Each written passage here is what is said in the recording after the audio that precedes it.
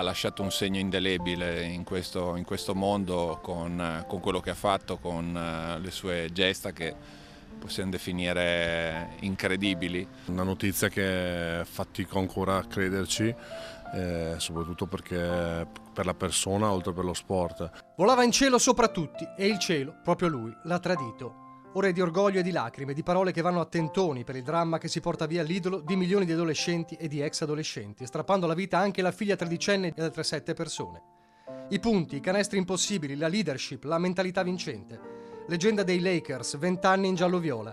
Il più italiano dei miti NBA, lui che da ragazzino aveva vissuto nel nostro paese al seguito di Papà Joe per la sua avventura con tante maglie su tutte Reggio Emilia, dove il general manager all'epoca era Mario Ghiacci, attuale presidente dell'Alma Trieste, che conobbe un undicenne particolare. Era un bambino che amava la pallacanestro a livello smisurato, da noi puliva il campo durante le soste, delle cose per dirvi quante, e poi appena finiva la partita prendeva il pallone e andava a fare dei tiri sotto canestro. Riccardo Pittis ha affidato a Facebook forse l'epitaffio più bello.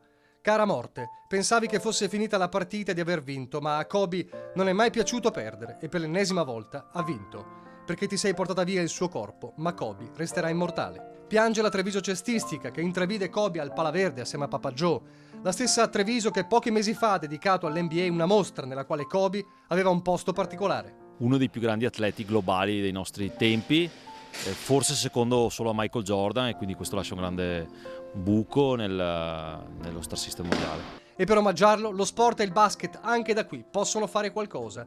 Prima di tutto far capire ai ragazzi la sua lezione. Bisogna insegnare quello che lui faceva, insomma, oltre ai grandi numeri bisogna vedere quello che c'era dietro, il gran lavoro che lui aveva fatto su di sé, per giocare sempre meglio. E poi salutarlo, come si deve a un mito. Credo che un bellissimo e lungo applauso per un giocatore che non ha mai giocato in Italia, ma che è nato in Italia e che è cresciuto nel nostro paese, credo non possa che meritarlo.